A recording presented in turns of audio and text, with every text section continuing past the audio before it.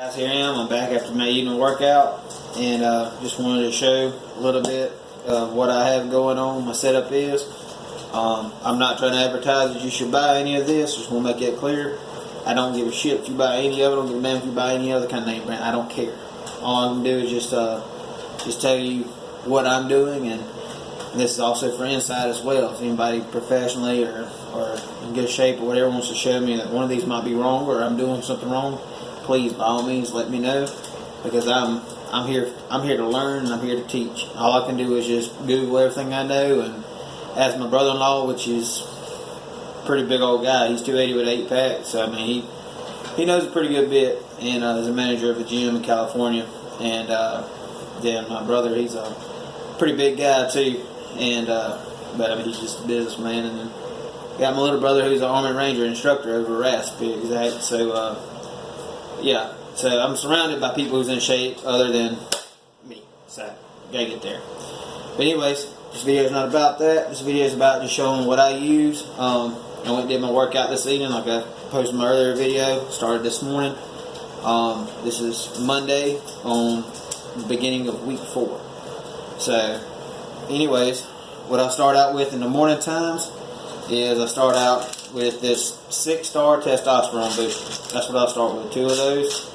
Get my testosterone going to try to burn some fat. The way I understand it is, it kicks in, makes you start utilizing your fat. Because the way I understand intermittent fasting to work is you don't take in any calories. No matter if it's 5 calories, 1 calorie, 10 calories, 1,000 calories. Don't take in any calories during your fasting state.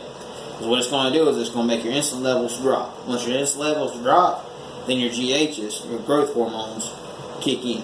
Your insulin is a dominant hormone, a dominant thing. I don't even know if it's a hormone, but it's dominant. It's very dominant in the body.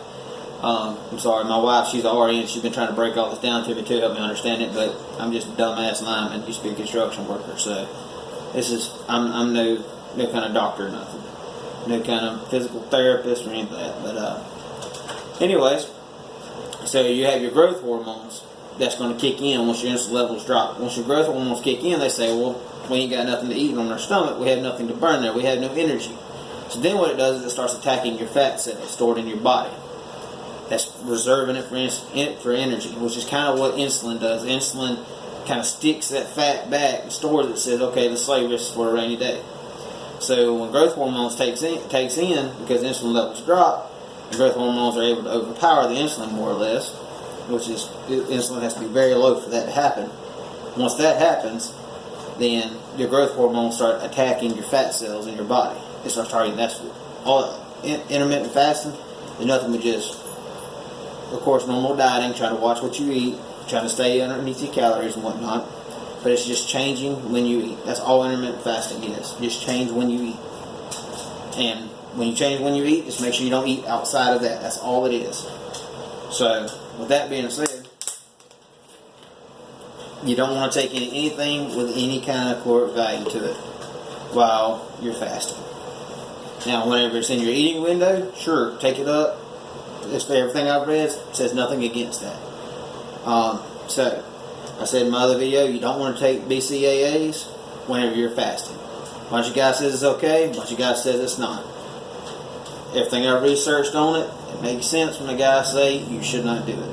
I'm not even going to try to break all that down or whatever. You don't believe me? If you don't believe anything I say, Google it, search it, come up with your own opinion. All I'm doing is just tell you what I'm doing.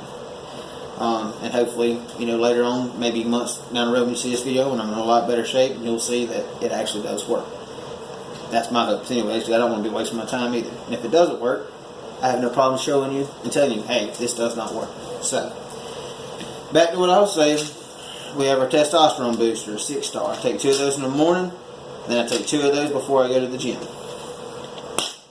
At my 1-a-day men's, I have heard that some vitamins, like they won't soak in as well. You're supposed to not take these on an empty stomach. So I try to take them whenever it's during my eating window. I take them as soon as I get in from work before I go to the gym and eat at time, that's whenever I'm eating. So that's when I take those. That's also whenever I take my C4. Put a scoop and about a half a bottle of water, about like this right here.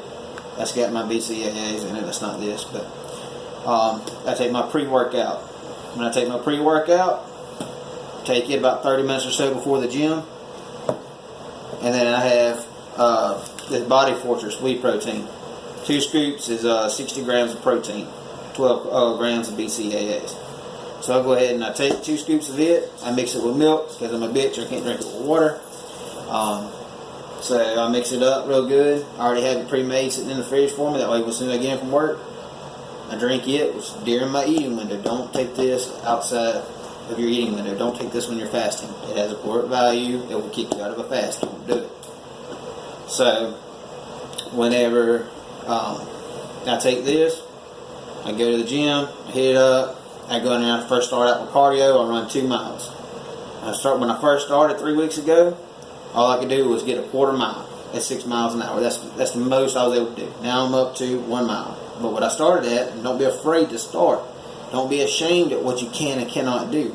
Because the first step is commitment. Just trying. Everything's going to get better from that point. As long as you just keep challenging yourself. The biggest thing is don't give up. Started out running a quarter mile, then I would break for a quarter mile, which was a fast walk, 3.6 miles an hour for me. Then, once I walked a quarter mile, I ran a quarter, all the way up until I got my 2 miles. Then I hit cool down on the treadmill, and I walked about an additional quarter. And that's where I started at. Then I pushed myself to a half-mile jog at 6 miles an hour with a quarter mile rest. And then I finally was able to stretch it out. Now I'm at 1 mile jog with only a 0.15 rest in it. And sometimes a 0.10 rest. Sometimes a 0.5 rest. Or 0.05 rest. I'm sorry, my dog's running through the house on these hardwood floors, so if y'all hear the clicking, that's what it is.